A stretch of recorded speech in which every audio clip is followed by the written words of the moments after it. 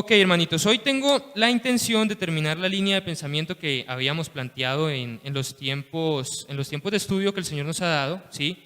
Y quería terminar dando un principio, ¿sí? Dando un principio que, antes de darlo, quiero dejar dos pormenores, dos cosas por sentados. Y es, primero, mis hermanos, la persona que tiene el privilegio de pararse aquí enfrente, de hablar a la grey del Señor, de compartir un principio bíblico, recibe su autoridad de la palabra del Señor, ¿sí? Del Espíritu Santo que mora en él. La persona que habla aquí enfrente no habla con la autoridad que le da su experiencia, su saber, su estudio, sus vivencias, sus anécdotas, ¿sí? Nosotros encontramos, por ejemplo, un apóstol Pedro en Hechos. Vamos a Hechos rápidamente.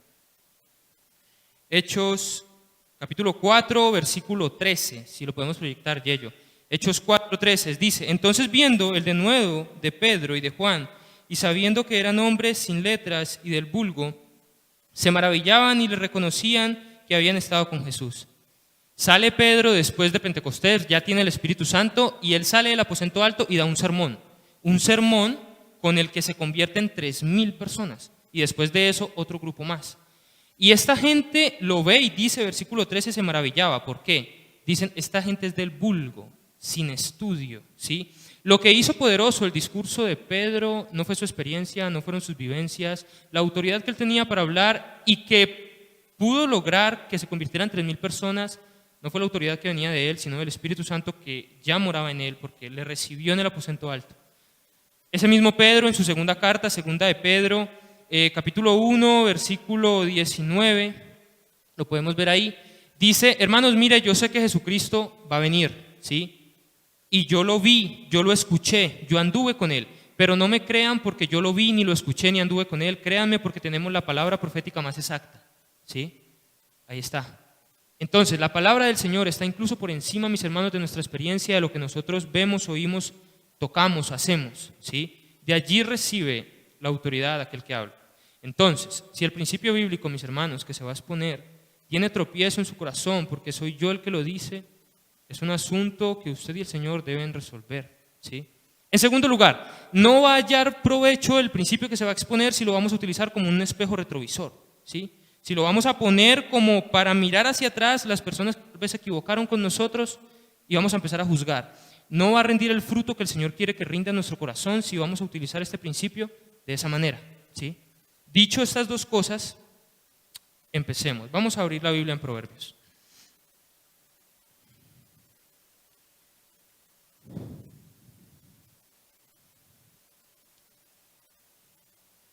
Proverbios capítulo 22 y vamos a leer el versículo 6. Proverbios 22, 6. Dice la Escritura: instruye al niño en su camino, y aun cuando fuere viejo no se apartará de él. Vamos rápidamente a Deuteronomio 6. Deuteronomio 6, 6. Y estas palabras que yo te mando estarán sobre tu corazón, y las repetirás a tus hijos, y hablarás de ellas estando en tu casa y andando por el camino y al acostarse y cuando te levantes. Hermanos, ¿por qué quiero terminar la línea de pensamiento con este principio que acabamos de leer? Porque el Señor nos muestra en Proverbios y en Deuteronomio, como hemos visto, que el trabajo de formar siervos, de formar discípulos del Señor, acuérdense que venimos hablando de todo este tema, el trabajo de formar siervos, seguidores de Cristo, discipuladores, gente que impacte al mundo con su palabra, el Señor nos muestra que es un trabajo que empieza desde la casa, desde que se es chiquito, desde que el niño está en este refugio llamado hogar. Allí es cuando entonces su corazón va a ser moldeado, su carácter va a ser moldeado y él va a ser el niño, la niña, el hombre, la mujer que Dios quiere que sea, ¿sí?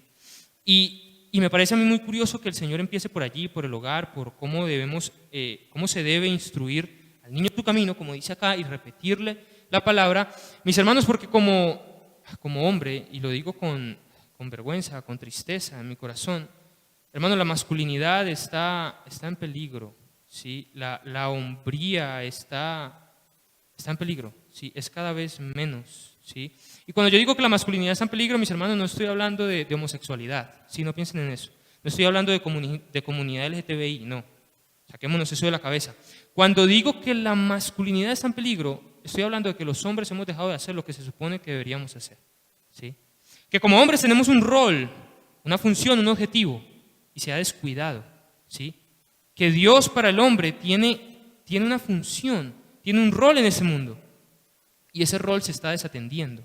Cuando hablo de que los hombres están dejando de ser hombres cada vez más, me refiero, mis hermanos, a que el Señor ha dicho cómo se supone que debería ser mi carácter. Y cada vez nosotros estamos más lejos de eso. A tal punto, hermanitos, que el modelo de hombre que el mundo nos ofrece lo emulamos, queremos imitarlo. Hace mella en nuestra mente y queremos ser el hombre que el mundo nos dice que seamos, ¿sí? Y uno compara el modelo de hombre que la Biblia te muestra y el que el mundo te dice, y chocan, son totalmente contrarios, ¿sí? Porque el mundo te dice, no, un hombre tiene confianza en sí mismo, ¿sí? Siempre sabe qué hacer, nunca se muestra frágil ante los demás, él no es vulnerable, él no muestra que no sabe para dónde ir, que está en una encrucijada, ¿sí? Confía en sus propias fuerzas. Y hermanos, si uno lo compara con el modelo bíblico y eso se cae, ¿sí? Sabe qué hacer, confía en sí mismo, no se muestra frágil y quebrantable. Hermanos, ¿dónde queda, por ejemplo, el caso de un Moisés? El Señor le habla a Moisés desde una zarza ardiente y le dice, Moisés, vos vas a ir a Faraón a hablar. Y él dice, Señor, ¿quién soy yo? Mira, yo soy torpe para hablar, yo no sé cómo hablarle a Faraón, ¿yo qué le voy a decir? Llame al que quiera, pero yo no voy. Y Dios le dice, no, vas a ir porque yo voy delante de ti. Y eso es lo que necesitas. Y él entiende eso a tal punto que cuando se va a salir de Egipto, él dice, Señor, si tú no vas delante de este pueblo, yo de aquí no me muevo. Si tú no vas, no me saques. ¿Sí? Hermanos, que siempre sabe qué hacer, que no muestra sus sentimientos ante los demás. ¿Dónde queda un Elías, hermanos? Jezabel lo amenaza y ese man se deprime, se mete en una cueva y el Señor habla con él y él dice, Señor, estoy solo, me van a matar, ¿qué va a pasar conmigo? Cae en una tristeza, hermanos, profunda. Y el Señor lo anima y le dice, Elías, no estás solo, tengo muchísimos más siervos como tú que todavía me son fieles. ¿Sí? ¿Dónde queda un Jesucristo, hermanos? En Getsemaní, agobiado, llorando por Lázaro. ¿Dónde queda un Jeremías? ¿Dónde queda un Daniel? Cuando se da cuenta de que el pueblo ya tiene que volver del exilio, dice la palabra que este hombre rasgó sus vestidos, se tiró al piso, se echó tierra en la cabeza y empezó a llorar por su pueblo y a orar por ellos. ¿Dónde queda un Nehemías delante de Artajerjes? Y él le dice, tú nunca has estado así, eso que tienes es tristeza. Y él le dice, pues ¿cómo no voy a estar triste si mi pueblo está en cenizas, está en el piso? Y él entra delante de un Artajerjes llorando, hermanos. Hermanitos, un David y Jonatán, que Jonatán le dice, mira, Saúl te quiere matar y yo voy a confirmar eso. Y si te quiere matar, entonces yo voy a tirar una flecha y entonces si tú ves que yo tiro la flecha es porque él te quiere matar y piérdase. Y cuando se da cuenta que Saúl sí lo quiere matar, hermanos, esa noche lloran los dos abrazados porque era la última noche que se iban a ver. Pero nosotros pensamos que el modelo de hombre que el mundo nos vende es el hombre que debemos ser. Por eso, mis hermanos, estamos cada día descuidando nuestra masculinidad, ¿sí?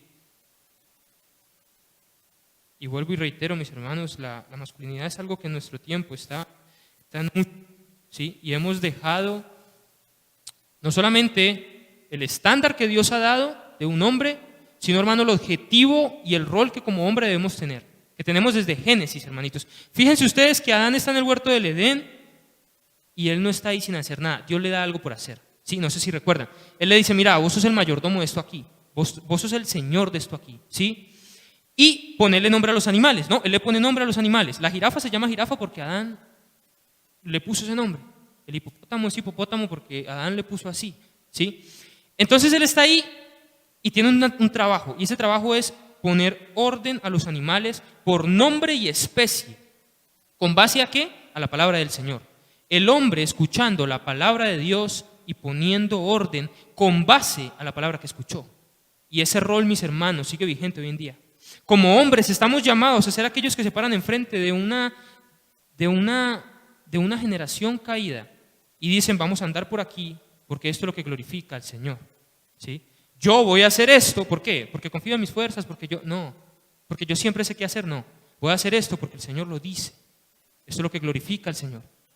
Estamos llamados a ser un hombre como Josué, que se para ante una nación. Recuerden, Josué en su libro reparte la tierra, ¿no? Por partes iguales.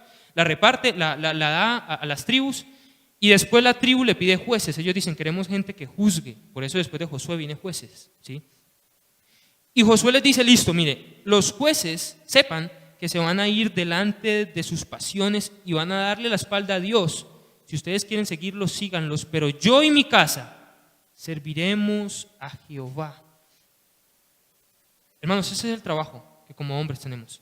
Estamos llamados entonces a plantear un camino por el que vamos a andar, porque es el camino que glorifica al Señor. Y ese es el trabajo, mis hermanos, que empieza aquí desde el hogar.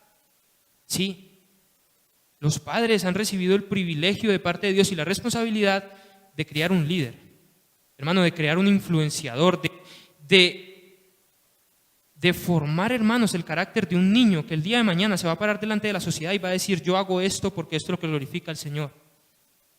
Es un líder que va a tener que exponerse al mundo y decir, mi familia y yo andamos por aquí porque esto es lo que Dios espera de nosotros. Estamos llamados, entonces, tenemos el privilegio, la responsabilidad delante del Señor de formar, de construir el carácter de un hombre que el día de mañana no se va a tener que preocupar solamente por su sanidad espiritual, sino por la sanidad espiritual de su esposa y de sus hijos, y que va a dar cuentas por eso. Y si tiene ministerio, es el ministerio. Esa es la responsabilidad, mis hermanos, que el Señor ha dado, ¿sí? A aquellos que son padres, el privilegio de formar a hombres que se plantan en medio de un mundo de tinieblas y llegan con la luz de Cristo. Y es un trabajo, mis hermanos, difícil, ¿sí? Y aquellos que son padres no me dejarán mentir que es difícil, ¿sí? Y para eso entonces el Señor da instrucciones, ¿sí? El Señor da cosas en su palabra que nosotros podemos seguir, principios, ¿sí? Y es eso, mis hermanos, lo que quiero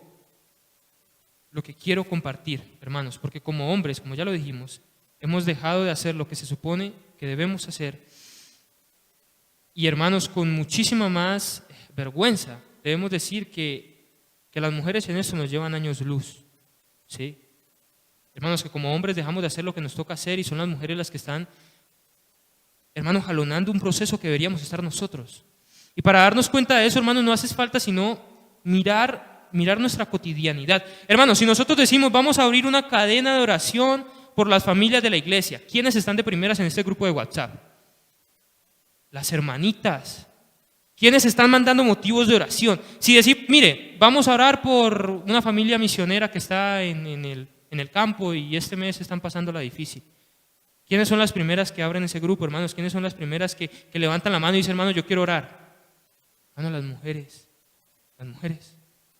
Hermanos, ¿cómo es posible que en el instituto en el que estoy, el año pasado, habían 5 mujeres y un solo hombre? Yo era el único hombre.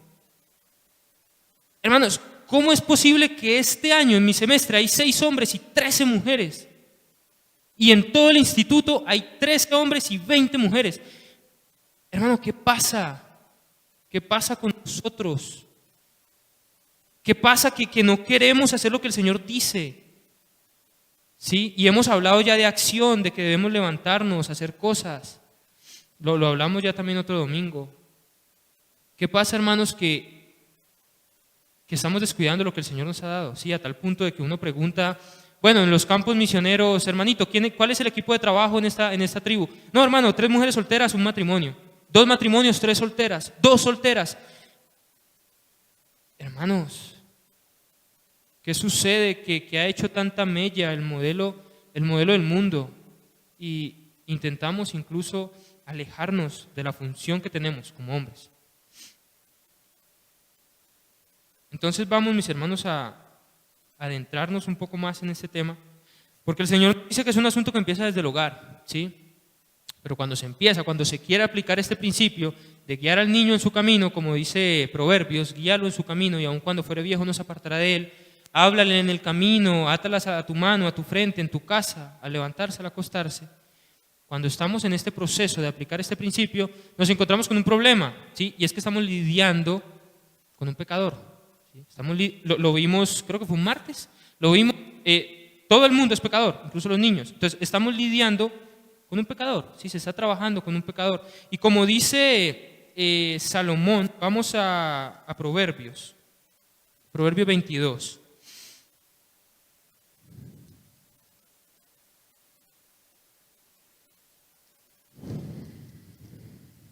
Proverbios 22, 15. Dice, la necedad está ligada en el corazón del muchacho. Lidiamos con un pecador, ¿sí? Y cuando tú quieres aplicar este principio te das cuenta que tu hijo es pecador y los padres seguro ya se han dado cuenta del pecado que hay en el corazón de sus hijos, ¿sí? La necedad está ligada a su corazón. Al niño pequeño tú no le enseñas que no preste sus juguetes. Eso viene con él no los presta y nadie le enseña eso, ¿sí? Nadie le enseña que tú le estás dando la cucharadita de sopa y él te manotea y te la echa encima. Eso no se le enseña.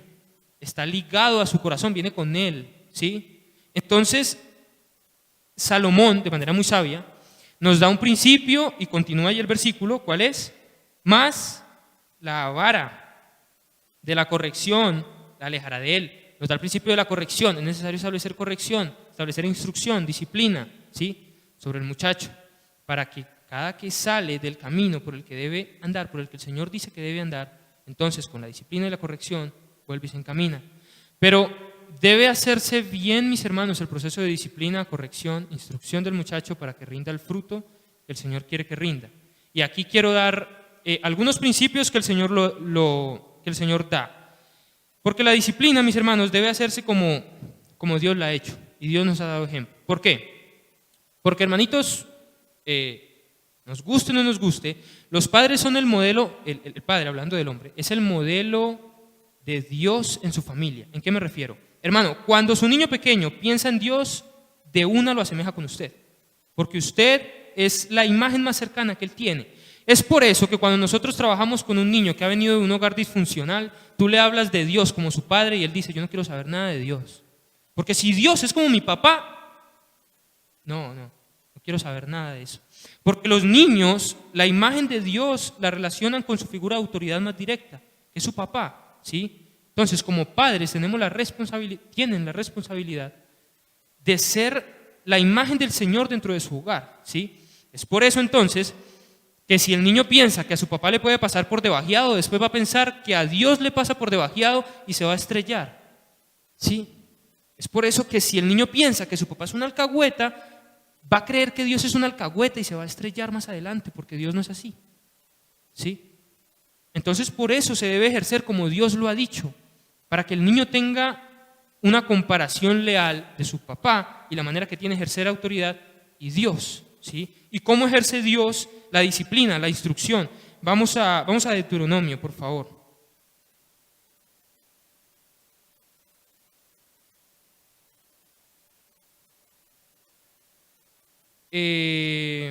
Perdón, hermanitos, Éxodo.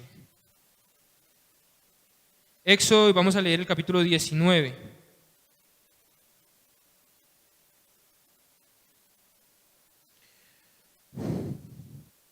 Verso 5, Éxodo 19, 5. Ahora pues, si dieres oído a mi voz y guardares mi pacto, vosotros seréis mi especial tesoro sobre todos los pueblos, porque mía es toda la tierra, y vosotros me seréis un reino de sacerdotes y gente santa. Estas son las palabras que dirás a los hijos de Israel.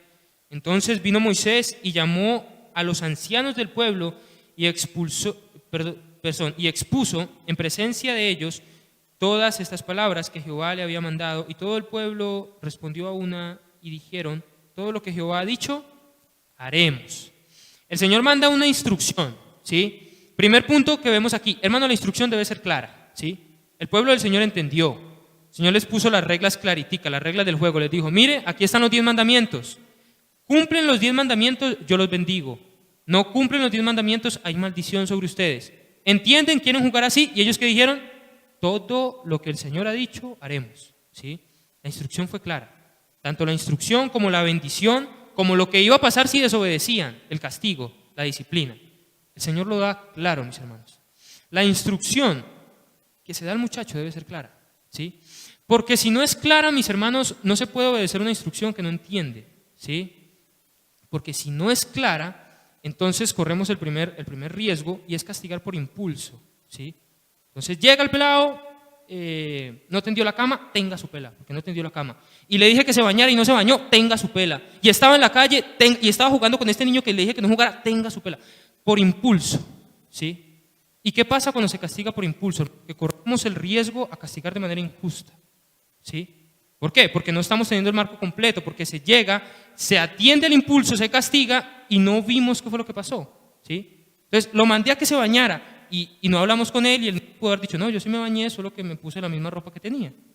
Por ejemplo, ¿sí? O tengo el caso, por ejemplo, de, estaba ahí en la casa de uno de mis primos, no vamos a decir el nombre, y entonces llega la mamá y la mamá de una vez le pega su corazón. Yo le dije que se pusiera las chanclas, ¡tenga! Y entonces, y mi primo, todo hiperventilado, dice, mami, yo tengo las chanclas puestas. Y claro, con las chanclitas puestas. ¿Sí? Entonces se castiga por impulso y se tiende a castigar de manera injusta, ¿sí? Porque no se está teniendo el marco completo, ¿sí? Entonces debemos tomar el tiempo para darnos cuenta de que la instrucción está siendo clara, ¿sí? Y no castigar por impulso. Aparte de eso, si se castiga por impulso, el niño no tiene un marco de instrucción clara, ¿sí? Entonces el niño está pensando ¿qué es lo que puede hacer explotar a mi papá? ¿Sí? ¿Qué es lo que puede hacer explotar a mi mamá? Y no tengo una instrucción clara. Mi mamá no me ha dicho, no hagas esto porque no. ¿Sí? Entonces, evitar, mis hermanos, que la instrucción no sea clara y castigar por impulso. Segundo lugar, se da la instrucción, mis hermanos, llegamos, nos damos cuenta de la aparente desobediencia del muchacho y no debemos disciplinar inmediatamente. ¿Sí? ¿Por qué? Porque estamos hablando de que la instrucción debe ser clara. Yo necesito saber que lo que quise comunicarle al muchacho fue lo que él entendió. Entonces doy paso para una amonestación, ¿sí? En la amonestación lo que yo quiero es afirmar mi instrucción. Entonces yo llego y le dije, no juegues fútbol en la sala. Llego preciso, el cuadro roto, ¿no? El cuadro de la abuelita ahí, mejor dicho, ancestral, que estaba por generaciones y generaciones. Y de una vez inferimos que es que el pelado nos desobedió y vamos y castigamos. Hay que dar un tiempo para la amonestación. Es decir, bueno, cuando yo te dije no juegues en la sala, ¿qué entendiste? ¿Sí? Y no se llega y se pregunta quién fue. Hermano, porque usted llega y pregunta quién fue y quién fue. No fue nadie, hermano, o eso pasaba solo en mi casa. ¿No? Y uno decía, a mí que me esculquen. Yo, nada que ver ahí. ¿Sí? Uno puede utilizar la manera que tiene el Señor de confrontar. Por ejemplo, a Adán en el huerto del Edén, Él no le dijo quién fue. Él dijo, ¿dónde estás tú? ¿Qué hiciste? Usted llega y dice, ¿qué hiciste? Y él mismo, ya, hermano, se descongela. Sí, solito. Y entonces se da lugar a entender qué pasó con la instrucción. Bueno, ¿qué entendiste tú cuando yo te dije, juegues en la sala? ¿Qué entendiste tú cuando yo te dije, no juegues con este niño? ¿Qué entendiste? ¿Sí? Si se encuentra, mis hermanos, que la instrucción fue clara y estamos ante una aparente desobediencia, corremos entonces al segundo paso, que es ya la corrección, la vara, como dice Salomón, ¿sí? Y se debe ser consecuente. Si se dice, te voy a castigar por esto, el niño entendió, desobedece, debe haber castigo, ¿sí? No debe ser que, ay no, qué pesar, es que mire, está muy arrepentido. Hermano, entendió, desobedece, se castiga. Porque el Señor, volvemos otra vez al punto, el Señor no pasa por alto el castigo, ¿sí? Ay, que perdóname, que no lo vuelvo a hacer. Yo te perdono, está bien, pero castigo, ¿sí? Y va para el cuarto y bueno, ¿sí? Y se resuelve el asunto. Pero en este proceso de amonestación, mis hermanos, va a pasar muchas veces también que nos vamos a dar cuenta que la instrucción no fue clara, ¿sí? Por ejemplo, por poner un ejemplo para que se entienda lo que quiero comentar. Supongamos que el hermanito John Chavarriaga, me disculpa hermanito que lo ponga por ejemplo. El hermanito John Chavarriaga de mañana tiene un corte el hermanito corta cabello para los que no saben, tiene un corte muy importante, ¿sí? Y el cliente que le tiene que cortar el cabello tiene que ser con una máquina en específico que él tiene en su casa. Tiene que ser con esa máquina, no con otra, ¿sí? Él se acuerda esta noche y entonces va y le dice a Nicole, ponme esta máquina por favor en el bolso, ¿sí? Y va y le pasa a Nicole, le pasa la máquina y se acuesta a dormir. Al otro día el hermanito va a su trabajo, está ahí con el cliente, abre su bolso y oh sorpresa, la máquina no está. No echó la máquina.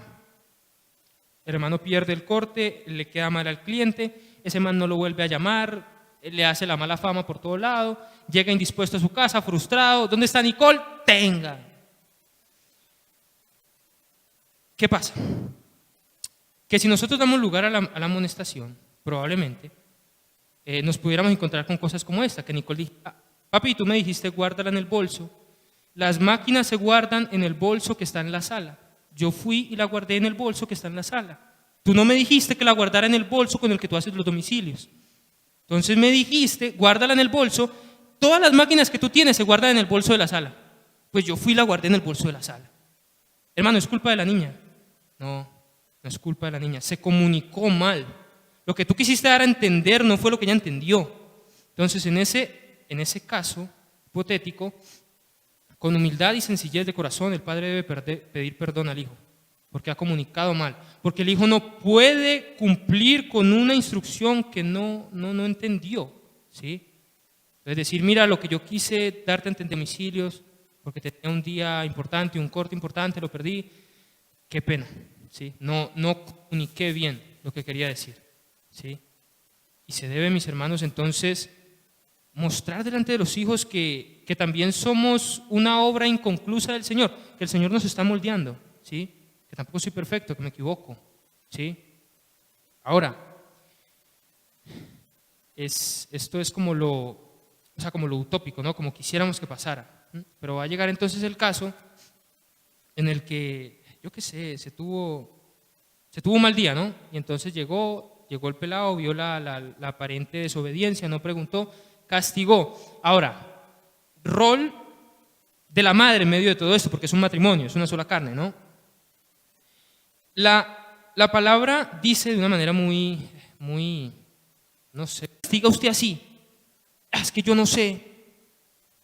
La niña crece entonces con una imagen errada de su papá, ¿sí? La mujer debe apoyar este proceso, ¿sí? Y decir, mira, tal vez, no sé, tu papá tuvo un mal día, está pasando por un problema, déjame yo hablo con él y ya es lo que te dijo, ¿sí? Ya después hablamos contigo. Y vaya, habla y en el cuarto le jala las orejas al esposo, ¿sí? Bueno, ¿qué pasó con el pelado? ¿Sí? Se halla que hubo un error en la disciplina, hermanos, va y se pide perdón, ¿sí? Ese marco para la esposa, el esposo y el niño debe estar claro. El niño debe entender, mi papá me va a dar una instrucción, después me va a dar una amonestación, después me va a dar una disciplina y en cuarto paso se da una reincorporación o sea, una vez el niño se castiga, el niño busca otra vez el consentimiento, la aprobación de su papá, ¿sí? Él busca otra vez regresar. Y es lo que buscamos, mis hermanos, en la disciplina. La disciplina bíblica no busca cortar a nadie ni reprobar a nadie, ¿sí? Lo que yo busco en la disciplina no es cortar miembros del cuerpo de Cristo. Lo que yo busco es muy interesante porque el Señor con esa palabra, en su contexto, quiere dar la idea de remendar. Lo que yo busco es eso, restaurar, como remendar. Y si yo remiendo este pantalón, ¿es para qué? ¿Para botarlo? Si yo lo remiendo es porque lo quiero seguir usando, porque me lo quiero volver a poner, ¿sí? Es la idea de aquel pescador que tira su atarraya y de tanto usarlo se rompe. Y él quiere remendar su atarraya. ¿Para qué la remienda? Para seguir usándola, ¿sí? Entonces, un miembro del cuerpo de Cristo, y esto es toda disciplina, no solamente en el hogar, toda disciplina que se hace, se busca, bíblicamente, ¿no? Hablando de disciplina bíblica, se busca restaurar, que él vuelva otra vez, entienda el problema en el que está, entienda el error que cometió y le ayudamos a regresar, ¿sí? Y en este punto es importante entonces que después del castigo se va al cuarto del niño o la niña y se le pregunta, ¿sí? Bueno, ¿tú entiendes por qué pasó lo que acabó de pasar? ¿Sí? ¿Tú entiendes por qué te estoy disciplinando? Y él debe entender que es porque se le ama, ¿sí? Debe entender que hubo una instrucción que fue clara y él desobedeció, ¿sí? Y establece el niño un marco de autoridad claro en su mente, ¿sí? Y tiene reglas para moverse en ellas, ¿sí me explico? Y se le da a entender al niño que a la larga se le hace porque se le ama, ¿sí? Porque por eso se disciplina, por eso se corrige. Y sería una bendición del Señor que todos los padres tuvieran don de exhortación, ¿sí? Porque es eso lo que queremos hacer entender, ¿no? O sea, La persona que tiene el don de exhortación no es, tráigame ese hermano, yo le digo aquí sus 3 verdades. No es así. No es, no, a ese hermano que me lo pongan aquí, yo sí cuando quiera le digo lo que está fallando. No es eso, no es esa la actitud de aquel que quiere exhortar, ¿sí? Porque el que quiere exhortar quiere darle a entender al hermano que a la larga se le ama, ¿sí? Mire, yo tuve un problema en el instituto hace pocos meses con el hermanito de trabajos varios, ¿sí? En el instituto, después de los estudios, nos ponen a hacer trabajos de mantenimiento en la finca. Y resulta que se venía una tierra y había que hacer un muro de contención, ¿no? Para hacer ese muro había que llevar unas piedras y hacer mezcla. Entonces, mezcla de cemento, se pone mezcla piedra y se hace así el murito. La piedra estaba en la parte de abajo del instituto y había que llevarla a la parte de arriba, ¿sí? Entonces nos pusieron a llevarla o en carretilla o al hombro. Entonces empezamos a llevar eso así, estábamos subiendo. Cuando yo subo y miro una cuatrimoto con remolque, y eso ahí disponible y eso lo utilizamos. Entonces yo pongo mi piedra arriba y yo bajo a reclamarle a Harry, el encargado. Le digo, hermano, hay una cuatrimoto con remolque, subamos esa piedra con eso. Él me dijo, no, hermanito, pero no hay quien maneje. Yo le dije, hermano, yo manejo, yo sé manejar moto, yo manejo eso. Entonces él me dijo, no, el trabajo está bien si se hace con las manos. Entonces yo lo miré y yo le dije, Harry, pero es trabajo innecesario, ¿sí? Porque si no hay cuatrimoto, está bien, yo entiendo, y cargamos eso al hombro, no hay problema, no hay, ¿qué más vamos a hacer? Pero estando eso ahí, ¿por qué trabajar de más? Y el man terminó diciéndome que la vida era así. Me dijo, no, es que la vida es así. Y vaya, siga. Yo salí del taller enojado con ese hermano. Y entonces se dio cuenta de eso Juan Daniel, un compañero, yo creo que tiene el don de exhortación el hombre. Y entonces fue, y el hombre me buscó porque yo salí y yo no quería cargar más esa piedra, ofendido con el viejo. Y entonces el man fue por allá y me dijo, Santiago, vení, ¿vos por qué no lo reconsiderás? ¿Sí? Mira que yo estoy seguro que Harry no tiene mala intención, ¿sí? Yo estoy seguro que él se preocupa por vos y por su entrenamiento y por tu entrenamiento, a tal punto que él quiere formar en nosotros un carácter integral y que cuando vos estés en la tribu y en la tribu no haya cuatrimoto, vos no te indispongas porque te toca cargarlo al hombro. Yo creo que eso es lo que Harry quiere mostrarte. Y él te lo muestra porque se preocupa por vos y por su entrenamiento. Hermano, él me dijo eso y yo sentí que Jesucristo me estaba regañando. Y si a uno Jesucristo lo regaña, ¿uno qué hace? Hermano, no baja la cabeza. ¿Sí? Y entonces fui y solucioné el problema con el hermanito. Creo que eso es lo que la exhortación busca, ¿sí? No decirle las verdades en la cara a ningún hermano, sino, hermanito, mire, nos preocupamos por usted. Usted es parte del miembro de Cristo, a mí me duele lo que pasa con usted. ¿Sí? Y si estoy aquí visitándole, haciéndole caer en cuenta su pecado, hermano, es porque yo no quiero que usted siga así, porque eso no le hace bien ni a usted, ni a mí, ni a la iglesia. Y usted me importa, hermano, porque a Cristo usted le importa. ¿Sí? Entonces, mire, yo quiero ayudarle, ¿cómo le ayudo? ¿Está pasando por pecado? Bueno, ¿cómo yo puedo ayudar? ¿Sí? Creo que ese, mis hermanos, es el don de exhortación, esos hermanos que pueden hacerte caer en cuenta de esas cosas. Y es necesario que el hermanito que está estableciendo entonces la corrección en su casa, establezca eso con el niño, ¿sí? Si te corregimos es porque para nosotros tú eres un miembro importante de la familia, ¿sí? Y hay en tu corazón estas cosas que al Señor no le gustan, que al Señor no le agradan, ¿sí? Porque el niño debe entender, mis hermanos, que la guía con la que se le está midiendo es la guía del Señor. ¿Sí me explico? O sea, no podemos pretender, pensar, no, quiero que mi hogar funcione, pero las reglas de mi hogar son las mías. ¿Sí me explico? Quiero que sí, mis hijos sean personas que glorifiquen al Señor, que sean los hombres y las mujeres que Dios espera que ellos sean. Pero yo pongo mis reglas, ¿sí? Y las reglas que se rigen entonces son lo que yo pienso que está bien o lo que por familia se ha hecho, ¿no? O sea, como que cada familia tiene su tradición. Y no, la familia siempre se hace esto y esto es lo que vamos a hacer. El niño debe entender, mis hermanos, que el índice, el estándar con el que se le mide es la palabra del Señor, ¿sí? Entonces, no se le dice, mira, lo que pasa es que eso que hiciste, ese ejemplo yo no te lo he dado, tú nunca has visto eso en la familia, ¿quién ha visto usted con eso? Hermanos, mira, te castigo con esto porque tenemos un Dios que no soporta este comportamiento, porque desobedeciste, porque eres rebelde. Y tenemos un Dios que delante de sus ojos, Él no soporta eso, ¿sí? Tenemos un Dios que no quiere que en ti haya rebeldía. Y el niño crece entonces sabiendo que la vara con la que lo miden es la palabra del Señor, ¿sí?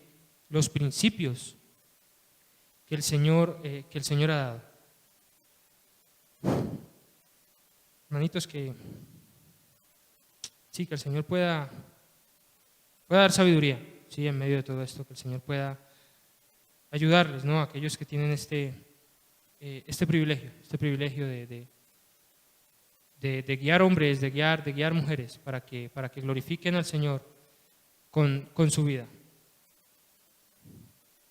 Vamos a terminar con una última idea.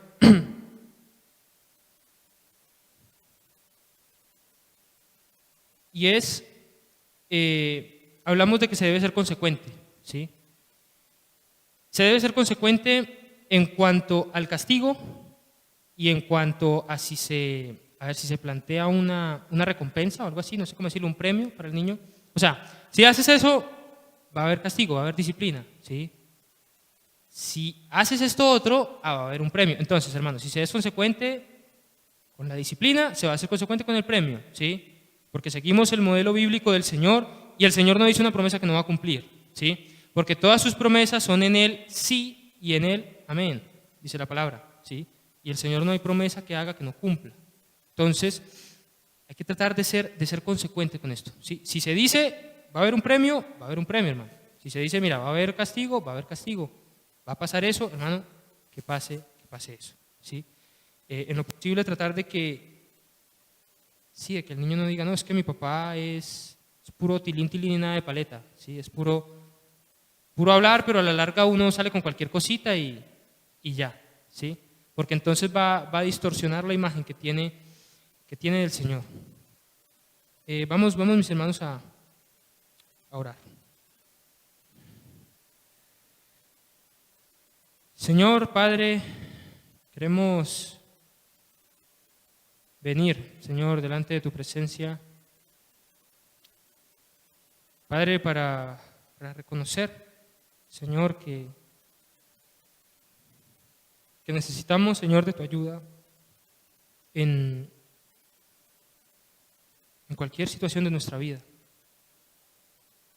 Y pues, Señor, a las personas que has dado el privilegio, Señor, de formar líderes, siervos, aún más, Señor.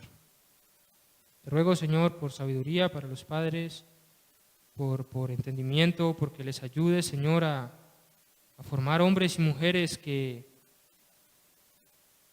Señor, que te glorifiquen, que cumplan su rol en la sociedad. Y pues es el rol, Señor, que tú has dado, que tú has establecido para el hombre, Señor, y para la mujer. Padre, ¿cuánto necesitamos nosotros como iglesia, la sociedad, cuánto necesita de hombres y mujeres piadosas? Señor, estamos en un mundo, en una generación Padre, que necesita, que pide a gritos hombres y mujeres que muestren el camino por el que hemos de andar, Señor, que te glorifique a ti. Tu obra, Señor, necesita de esos hombres. Señor, los ministerios necesitan de esos hombres, la iglesia necesita de esos hombres, las misiones necesitan de esos hombres, Señor. Padre, cuánto necesitamos mujeres piadosas, mujeres que enseñen a las jóvenes, como dice tu palabra, a amarte a ti, a amar a sus hijos, a cómo edificar su hogar, a amar a sus esposos, a ser, como dice Pedro, Señor, reverentes, castas, con un andar, Señor, que sin palabras nos lleva a Cristo. ¿Cuánto necesita, Señor, tu obra de estas mujeres? ¿Cuánto necesita la iglesia de estas mujeres?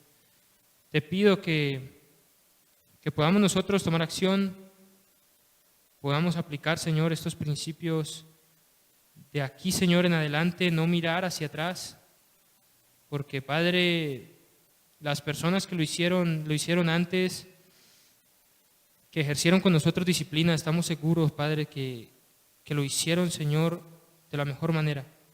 Padre, que hicieron lo mejor que pudieron con lo que tenían.